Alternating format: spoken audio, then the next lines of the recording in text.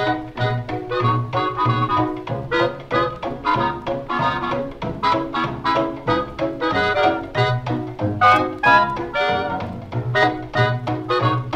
everybody, Kristen here.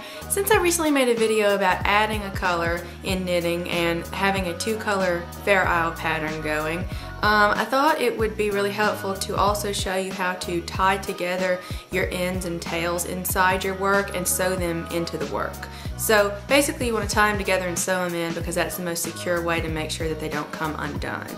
And it's important to tie and sew in ends as you go along and as you finish a section of work, no more than a few inches I would say, because if you're forgetting about all these tails inside the work, you're going to have to go tie them together later, and that kind of runs the risk that you miss some and it comes unraveled later on. So to be really thorough, it's good to tie them together as you're aware of them. Also, if you're making a project like a blanket or why would you be doing a blanket in the round? I don't know, Kristen. But if you're making something like a scarf, let's get back on track, like a long tube scarf, you're gonna find that if you don't tie in those ends as you go along, you're gonna have to turn it completely inside out when you get done with it. And you know, then it's gonna kind of mess up some stitches here and there. So it's really good, as I said, to do it as you go. And we're gonna talk about that, and it's pretty simple to do. I also like to know that I'm on top of things by securing things together. You don't have to tie your tails to each other, but I like to do that, and I'm going to show you how I do it. You are going to need 2 things, some scissors. These are optional, but you may need to trim some yarn, and I'm going to show you like where that arises.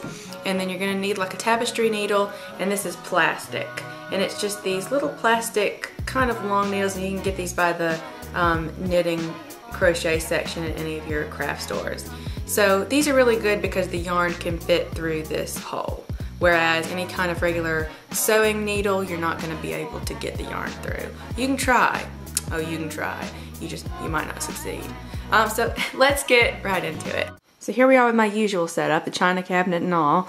But this is the project that I was working on in the last video, where I added this section. I made this pink and tan section in the how-to video, and then I added this little pattern of hearts in the meantime. But I thought I came up with this problem. I had some tails that are loose here and need tending to. So you can see these 2 tails, this green tail and this blue tail where I cut my blue yarn off, are not tied to anything. So the first thing I'm going to do is, if I have 2 tails like this close together, is I'm just going to tie them.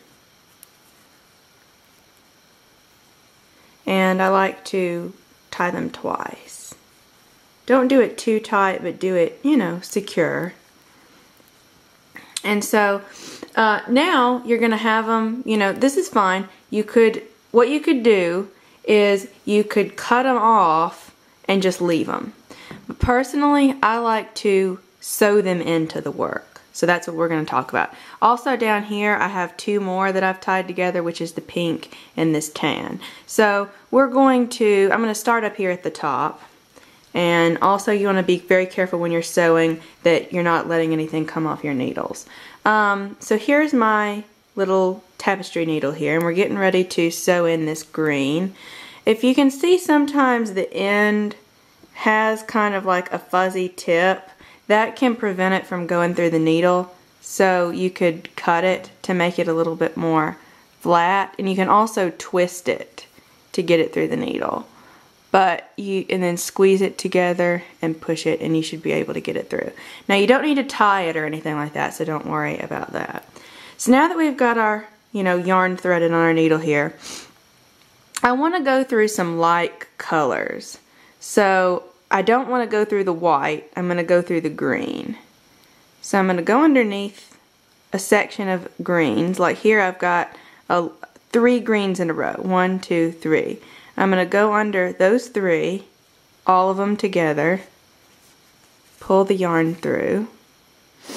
Now I'm going to skip this first one that I went through and go through the first 2. And I'll show you what this does. This creates kind of like a trap. It hooks the yarn on one of the loops so it's more secure. Now you could leave it at that. Sometimes I like to weave it through a few more. So I'm just jumping over here to some other random greens. I want to go to that one. Yeah. I'll go to these greens. And then I'm going to skip that first one I wove through, and now that we've got that, I'm going to stretch and pull a little bit. And this is going to settle the yarn, kind of pull it through to how it would be if it came undone anymore. You don't want it to be super tight and then cut it off, because your little tail might pull itself through and come unwound. That's a lot. It's very unlikely, but it could happen. So now that I've done that and loosened it, I'm going to just snip it. And then I just leave a little, just a tiny little piece of yarn coming out of that to allow for it to move over time.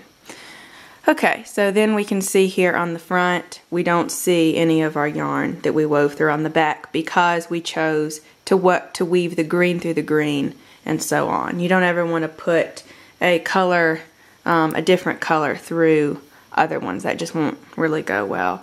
The blue one I'm going to have to be careful with. The blue one, since I haven't used the blue since way down here, I'm going to have to weave that into the green. So I'm going to skip that one for now. And I'm going to come back down here to this pink. And I'm going to weave this pink in. So this end looks really good. I don't think I'll have to do anything with that. It's got kind of like a little tiny wispy tail. I'm going to thread that. So now we've got that threaded. And I'm going to come in here and just select a section of pink. Where is a good place?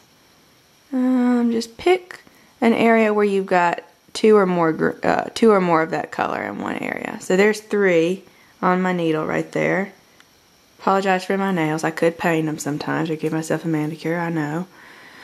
So now that I pulled through 3, I'm going to skip that first one and just go through 2, the first 2.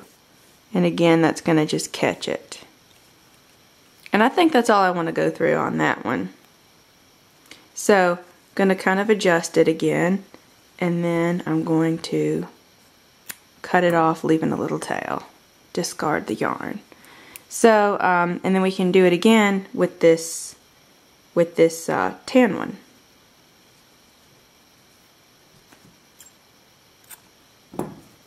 Again.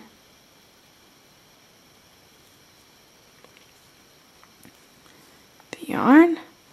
Now I'm going to come to a place where I got more tan. This is a really short.